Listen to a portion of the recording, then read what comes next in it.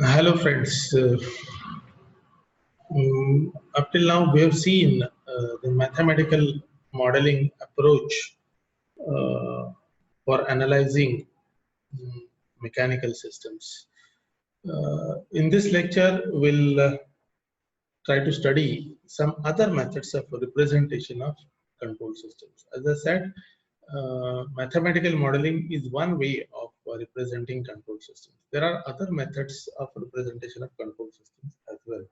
One is block diagram method of representation. The other is signal flow graph method of representation of physical systems. In this lecture, particularly, we'll be focusing on block diagram algebra. We'll study block diagram fundamentals and block diagram reduction techniques. This is part of your unit number 5. A block diagram is a shorthand graphical representation of a physical system. Please be attentive. Block diagram is a shorthand, means a short and graphical representation of a physical system illustrating the functional relationship among its components. Or a block diagram is a shorthand pictorial representation of the cause and effect relationship of a system. In simple terms, if you take the case of, let us say, if you go to any society as such, you see one board at the entrance. Well, what is done there? Suppose 200 blocks are there. Blocks of category A, category B, and category C are there. And you want to go to maybe block number B54 into that society. And it is a scattered society. If you keep on searching, you'll waste so much of time. Instead, what is done? A plan view of the layout of that society is given. And where you are standing, that is also is indicated on that plan view. And then all the roads, all the internal layout, where the A category blocks are located, where the B category blocks are located, where the C category blocks are located, and all those numbers are put. And from that diagram, if you want to go to B54, you just identify it on the board, and from your present location, you try to reach out to your designated or your required block very easily. So that this is one way of representation of those plots. So it's a pictorial representation, right? So it makes the location of your particular destination easier. Similarly, suppose you are going to a milk processing plant, so to say, right? And it's spread in 10 acres, and your objective is to study the details of freezing plant as such, ice cream processing plant. So if you just randomly go and try and search, you might spend hours together in locating those details or those locations. So instead of you just refer to the diagram, plan diagram, layout diagram of that plant, you can easily locate. So this diagrammatic representation of that factory layout helps us in locating particular department as such. Okay, if you go to a particular department, if you are gone to milk processing section and you want to study, as I said, the milk chilling plant, as I said, and you want to study, you just want to have a feel, just want to know generally what happens inside that chilling plant. So what you do, if you get a person who can guide you and explain the things, fine, he'll go there and just show what is what. Instead, if near that chilling plant, if a process diagram is shown, wherein all the components, maybe the compressor, condenser, expansion device, evaporator, all those are presented on a poster, so to say, and all those units, compressor as a single block, condenser as a single block, expansion device as one more block, and then the evaporator unit as one more block, and those are interconnected, and the process is understood by just looking at that diagram. Isn't the understanding simpler So this pictorial graphical representation helps us in understanding uh, the operations even. So for that purpose, these control systems of big plant, big processing industries, those are put on piece of paper in the form of blocks. So plant is put inside a block is drawn and it is written there as a furnace. So, okay, and this is the physical description of the layout. Going further, what we do is that we connect all these blocks together. We identify what will be the input to the plant and what is going to be the output to the plant. So that sort of representation is called as the block diagram representation. Going further, what is the dynamic equation of operation of the plant? That transfer function is put inside the block. What is the dynamic representation of feedback elements? The transfer function of that feedback element.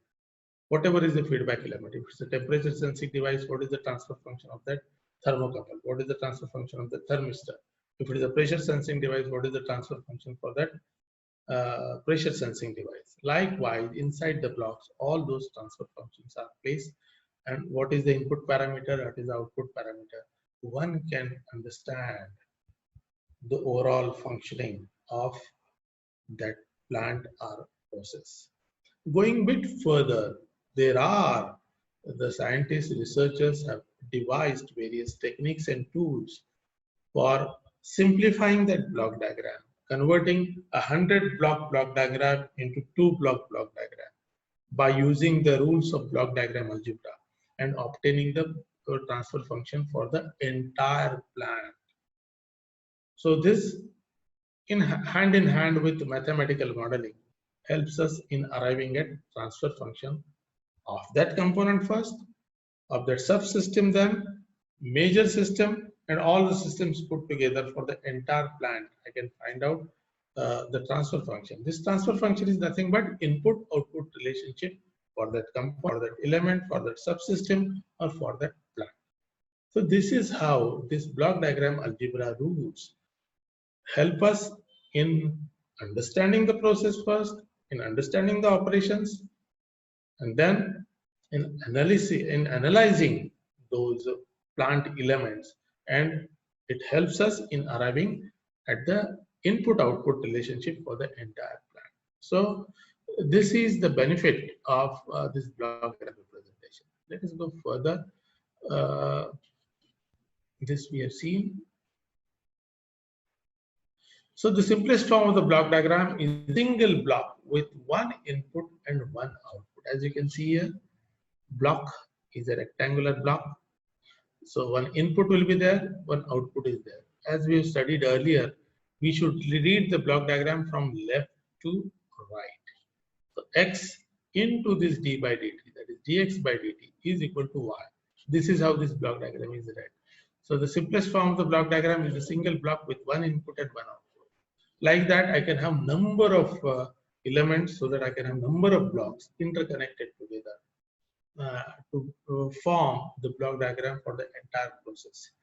The interior of the rectangle representing the block diagram usually contains a description of or the name of the element or the symbol for the mathematical operation to be performed on the input to yield the output. Right? In many cases, it is the transfer function of that element. The arrows represent the direction of information or direction of signal flow. The signal flows from left to right. This is what the arrows indicate. The operations of addition and subtraction have a spatial representation. The block becomes a small circle. Please be very attentive. There can be questions based on that. The block becomes a simple small circle called a summing point. If I use a circle, hollow circle, or a circle having a cross, that is called as a summing point with the appropriate plus or minus sign associated with the arrows entering the circle. Any number of inputs may enter a summing point. A summing point, a circle is there. I can have multiple inputs as well. The output is the algebraic sum of all the inputs. Some books put a cross in the circle, right? So this is the way, one way. This is the summing point, hollow circle I have. This is one input, this is another input, one input having X plus another input having Y. So X plus Y is equal to, as I said, left to right, bottom to top. So X plus Y is equal to whatever it is, Z. This is, or E is equal to X plus Y, whatever is the output function. So this is one way of representation. Another way, I have positive feedback. If this is a feedback line, this is a positive feedback. This is the line with negative feedback, which shows subtraction. X minus Y is equal to whatever Z, that is equal to X minus Y. It is represented like this. In some cases, I will have three inputs, X plus Y, because plus sign is there, X plus Y plus Z is equal to W, whatever it is. This is the equal sign. One more representation is putting a cross inside that circle. This is also one way of representing. Both are correct. There are different ways of using this symbol for summing point. Okay, right. Here, so inside these quadrants, they write plus or minus, right? So this is one way of representation of summing point. Components of a block diagram for a linear time invariant system. System components are alternatively called as elements of the system. The block diagram has four components. First, the signals shown with the help of arrows. Systems or blocks shown with the help of rectangles. Then summing junction or summing point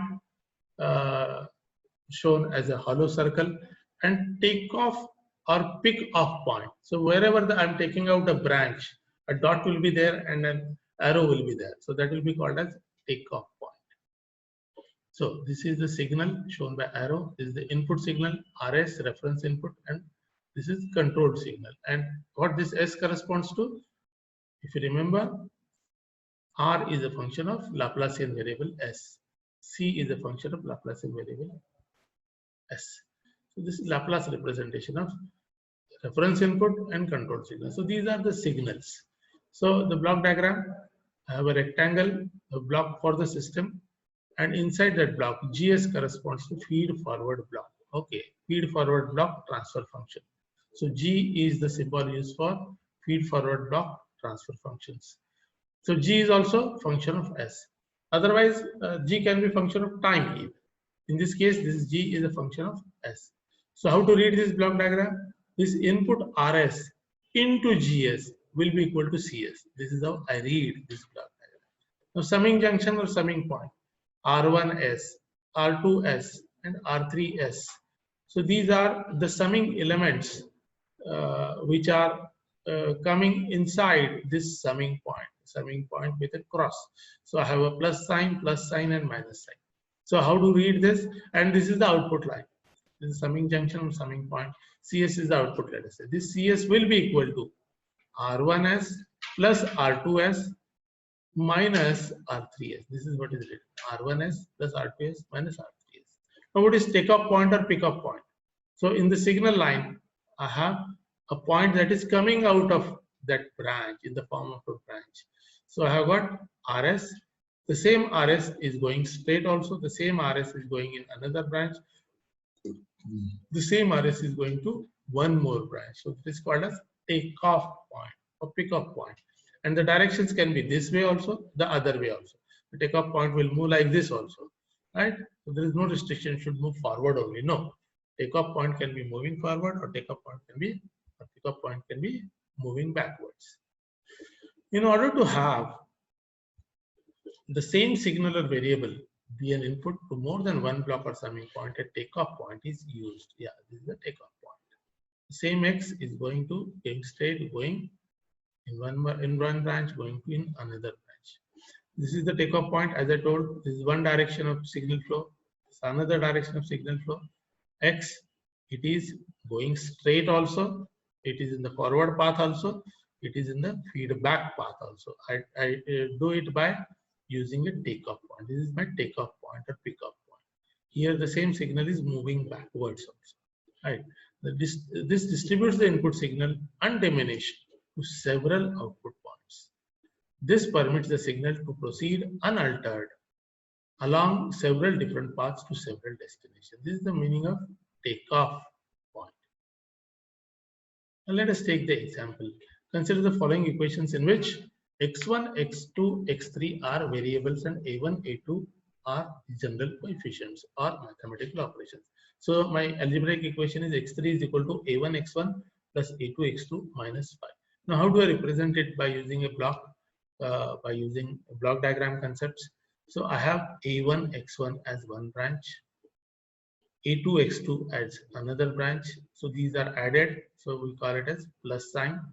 Then one subtracting element 5. So 5 is subtracted. So a1 x1 plus a2 x2 minus 5 will be equal to x3. This is how I convert that equation into a block diagram representation using a summing point. Okay, and a1 x1, I can have x1 multiplied by some element characteristic a1 x1 into a1 is equal to a1 x1. So coming out is a1 x1. Okay, let us move further. Consider the following equations in which x1, x2 up to xn are variables and a1, a2, an are general coefficients or mathematical operators. So I have xn is equal to a1 x1 plus a2 x2 plus up to the last point an minus 1 xn minus 1 etc. So I have x1 into a1 coming out as a1 x1 coming here, a2 x2 coming here, like that up to an minus 1 xn minus 1. So all these are added together to give me xn. This is how I convert this algebraic equation into a block diagram representation.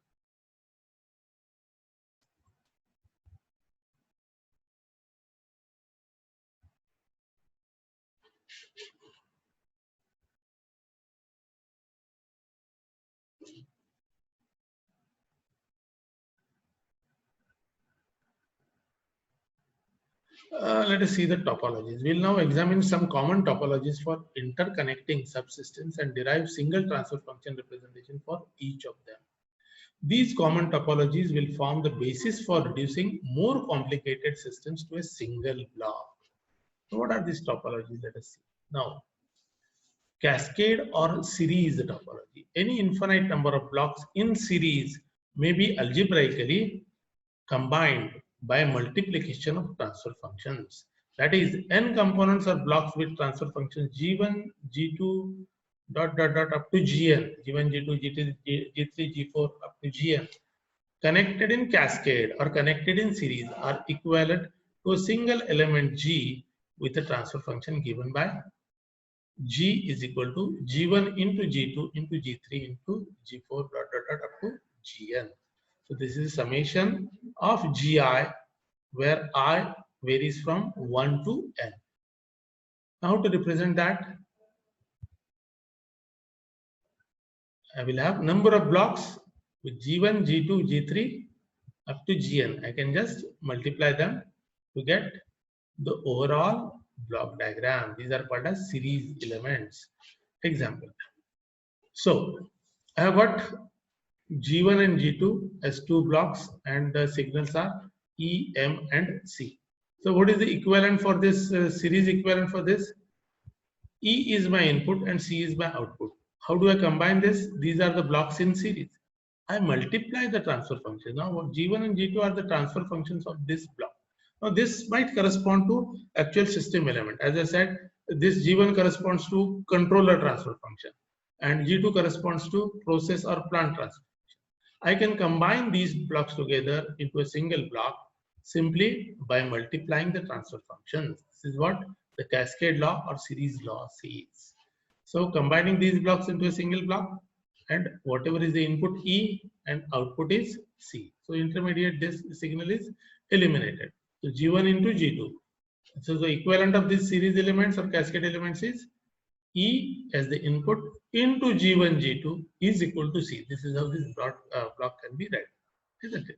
So multiplication of transfer functions is commutative.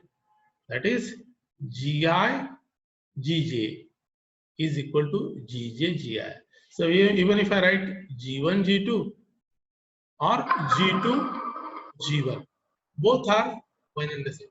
So this multiplication of transfer function is commutative. It follows the law of commutation. So G1, G2 is equal to G2 into G1. Okay, this is cascade.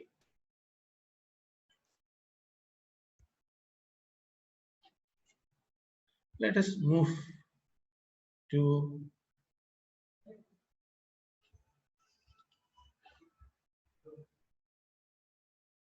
next to the one more example for cascade elements. So I have got 3 blocks now having transfer functions G1, G2, G3. Now let us make it very clear. G1, if I write only G1, so that is generalized representation of feed forward block elements.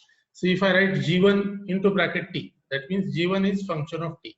If I write G1 into bracket S, that means G1 is function of S. If I write G1 inside the bracket capital D, so G1 is function of D, right? D is corresponding to D by dt. So that bracket representation S represents G1 is function of S. Okay. So RS reference input is function of S, right? So these are the 3 blocks G1, G2, and G3. So these are called as blocks in series or blocks in cascade. Now these can be combined together by simply multiplying the transfer functions. How these are multiplied and reduced into one block? G1s into G2s into G3s. Inside was one single block. And RS is the input and CS is the output, isn't it? So RS into this G1s into G2s into G3s or G3s into G2s into G1s, because these are following commutative laws, will be equal to CS. This is one more example of cascade or series elements. Let us move further. So this G equivalent, this corresponds to G equivalent of S is equal to G1s into G2s into G3s. Now let us see series we have seen. Let us go to parallel blocks. Parallel form. Okay. So what is the difference? In series, the blocks were in series. Now in parallel, the blocks are parallel. And what is one more change? This RS, as we have seen while studying the summing point, RS is going straight into G2s. RS is also going into this branch into G1s.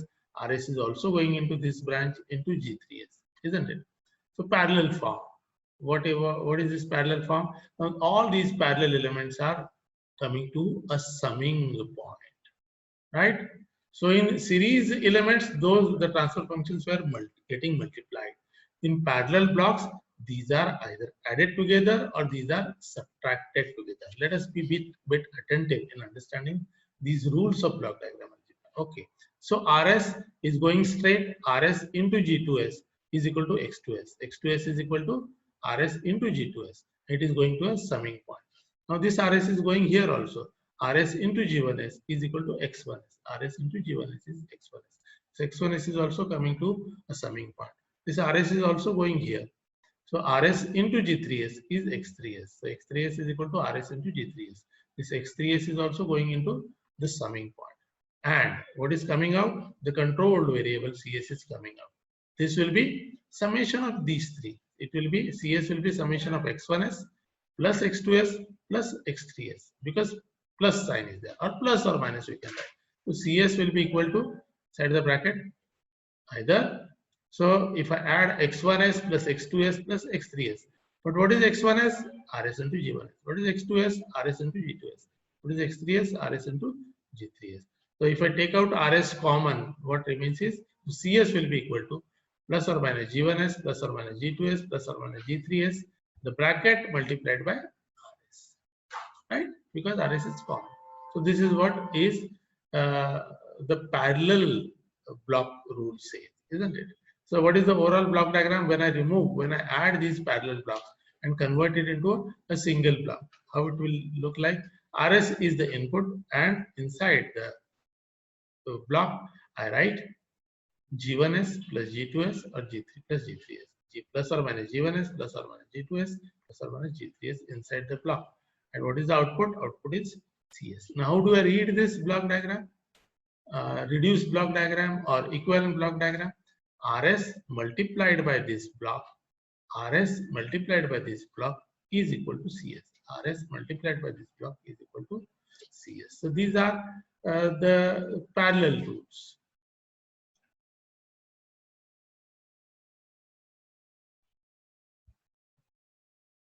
Let us go to feedback rule now, feedback form. Okay, let us read this block diagram first of all. So I have got input as Rs, summing point having a cross, so plus sign, and negative feedback, that is minus sign. Then the signal goes straight into the forward path. This is called as forward path. Now here actually there is a small mistake. Here I should conventionally, nothing wrong is there, but conventionally I should use the symbol H. For feedback path elements, we use the symbol H. So here by mistake it is given as G2S. No matter. But conventionally I should use H symbol for feedback path elements and G symbol for forward path elements. So this is called as forward path. This is called as feedback path. This is the reference input. This is the controlled output. Isn't it? This is a block diagram representation of a closed loop control system. The third topology, we have seen series, we have seen parallel. The third topology is the feedback form. Let us derive the transfer function that represents the system from its input to its output. The typical feedback system shown in the figure. Okay, the system is said to have negative feedback if the sign in the summing junction is negative. So if the sign for the feedback path is negative, we call it as system with negative feedback. And if the sign is positive, I call it as positive feedback. Negative feedback is subtracted from reference input. Negative feedback is subtracted from reference input, and the error signal is generated.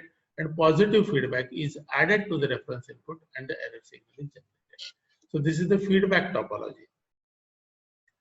Let us see the feedback form more in details. First, reference input transducer, which has the transfer function G1s, will go to the summing point. Then I have the actuating signal or the error signal, which goes to the controller. The controller has the transfer function G2s, and the plant has the transfer function G3s, and it gives out the controlled signal or controlled output. Now this plant signal is picked up by the feedback element. So the output transducer has the transfer function H1s. So feedback path elements are represented by H terms. H1s is the output transducer. So maybe data conversion element is there, feedback conversion element is there. So that has the or signal processing element for feedback, that has the transfer function. Maybe one amplifier is there. Output signal that is generated by a thermocouple is very low. That is to be amplified. So this feedback processing unit will do amplification, and that amplifier has the transfer function H2s, and that signal is fed back to this summing point, right? So this can be either negative feedback or positive feedback. So how it works, how this feedback control system works, I have the reference input Rs into G1s entering into the summing point. So I get the feedback, whatever is the Cs into H1s into H2s reaching here. So this minus this will be the error signal or the actuating signal. This actuating signal will be processed by the controller. So multiply whatever is the actuating signal or error signal multiplied by G2s will enter into the plant, which has the transfer function G3s into G3s will be equal to Cs. So if I write equation like this and solve it for Cs and Rs, I'll get the transfer function. Okay. So this is a representative block diagram for a certain plant, let us say. Now this can be reduced by using our rules of block diagram algebra. These series blocks can be combined into single block. These series blocks can be combined into single block, can be converted into single block. So when I convert it, feed forward path, I have got only one block, plant and controller. GS, in this case, if this GS will be equal to G2s into G3s, and the feedback path elements also, I combine it into a single block as HS. HS will be equal to H1s into H2s by using cascade law or series law.